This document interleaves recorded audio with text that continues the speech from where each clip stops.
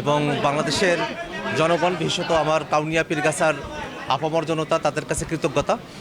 আজকে রংপুর 4 এই কাউনিয়া পীরগাছা আসনে জাতীয় নাগরিক পার্টি এনসিপির শাপলাকুলি প্রতীকের পক্ষে আমি এই জেলা প্রশাসকের কার্যালয়ে নির্বাচন সংশ্লিষ্ট যারা আছেন তাদের কাছে আজকে আমাদের মনোনয়নপত্র দাখিল করেছি।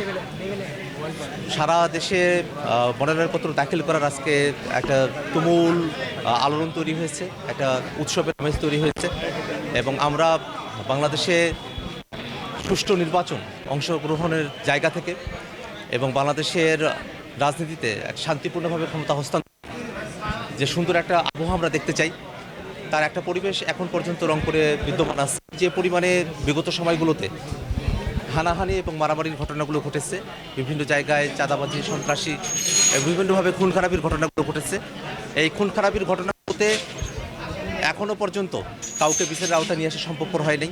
আমরা সম্প্রতি দেখেছি শহীদ ওসমান হাদি ভাইকে খুনিরা খুন করে তারা পালিয়ে যেতে সমর্থ হয়েছে। তারা দেশের ভিতরে বা ভারতে লুকিয়ে আছে এবং তাদেরকে এখনও পর্যন্ত গ্রেফতার করা সম্ভব হচ্ছে না। সেটা জনমনে এক ধরনের আশঙ্কার জায়গা তৈরি করেছে।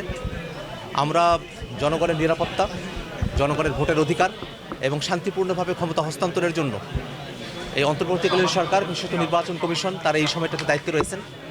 তারা তাদের সামর্থ্যের সর্বোচ্চ ব্যবহার করবেন এবং একটা শান্তিপূর্ণ প্রক্রিয়ার মধ্য দিয়ে একটা সুষ্ঠু এবং জনগণের অংশগ্রহণমূলক এবং ফেসিবাদ মুক্ত একটা নির্বাচন তারা উপহার দিবেন।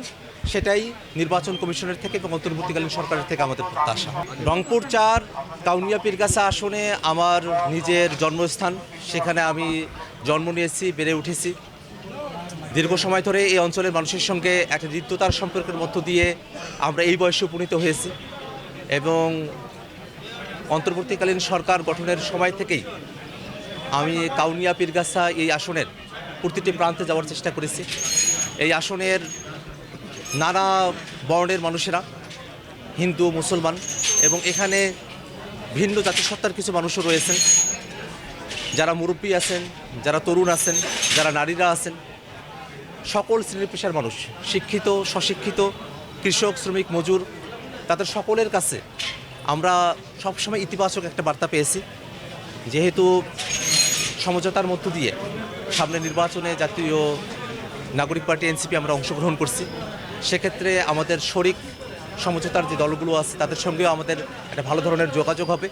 সেটাও এই নির্বাচনী বৈতরণী পার হতে আমাদের জোটের বা সমঝোতার যেসব শরিক দলগুলো আছে তাদেরকে একটা ভালো ধরনের এই জায়গাটাতে ভালো ধরনের একটা সুযোগের জায়গা এবং ভালো ধরনের একটা সম্ভাবনার জায়গা তৈরি করবে বলে আমরা মনে করি। এবং এই কাউনিয়া পীরগাছা আসনে আমি আশাবাদী, ইনশাআল্লাহ আল্লাহ রাব্বুল আলামিন যদি কবুল করেন এবং এই কাউনিয়া পীরগাছা অঞ্চলের মানুষেরা তারা যদি আমার উপরে আস্থা রাখেন, শাপলাকুলি মার্কার উপরে আস্থা রাখেন, তাহলে ইনশাআল্লাহ শাপলাকুলি প্রতীকে বিজয়ী হয়ে কাউনিয়া 4 রংপুর 4 কাউনিয়া পীরগাছা এই আসন থেকে সংসদে বাংলাদেশের হয়ে প্রতিনিধিত্ব করবে ইনশাআল্লাহ। জাতীয় নাগরিক পার্টি এনসিপির সম্প্রতি যে 2-1 পদত্যাগ করেছেন তাতে আমরা ব্যথিত। আমরা একটা গণতান্ত্রিক প্রক্রিয়ার মধ্য দিয়ে আমাদের সিদ্ধান্ত গ্রহণ করেছি। দলীয় ফোরামে অধিকাংশের সম্মতির ভিত্তিতেই আমরা একটা সিদ্ধান্তের দিকে অগ্রসর হয়েছি। যাদের এই সিদ্ধান্তের প্রতি যাদের ভিন্নমত রয়েছে, আমরা সেই ভিন্নমতকে আমরা অবশ্যই শ্রদ্ধা করি। আমরা জাতীয় নাগরিক পার্টি এনসিপি যেমন সংখ্যাগরিষ্ঠের মতামতকে শ্রদ্ধা করি, তেমনইভাবে নোট অফ ডিসেন্টের জায়গা থেকে তারা ভিন্নমত পোষণ করেন, তাদেরকেও আমরা শ্রদ্ধা করি।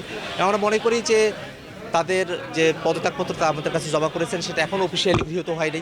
আমরা তাদের সঙ্গে আলাপ আলোচনা চলমান রাখবো এবং জাতীয় নাগরিক পার্টি এনসিপির নেতাকর্মীরা আমরা সকলে ঐক্যবদ্ধ থেকে বাংলাদেশের স্বার্থে, গণতন্ত্রের স্বার্থে, সংস্কারকে বাস্তবায়নের জন্য বাংলাদেশে যে গণহত্যা সংঘটিত হয়েছে সেই বিচারকে কার্যকর করা, একটা দুর্নীতিমুক্ত এবং এই বাংলাদেশে আধিপত্যবাদী যে শক্তিগুলো রয়েছে সেই শক্তিগুলোকে পরাস্ত করে বাংলাদেশের স্বাধীনতা সার্বভৌমত্বকে রক্ষার যে লড়াই, সে লড়াইয়ের জন্য জাতীয় নাগরিক পার্টি এনসিপি নেতাকর্মীরা আমরা একতাবদ্ধ থেকে দলীয় সিদ্ধান্তের প্রতি আমরা নিজেদের সমর্থন ব্যক্ত করে আমরা বাংলাদেশকে নেতৃত্ব দিতে চাই ইনশাআল্লাহ।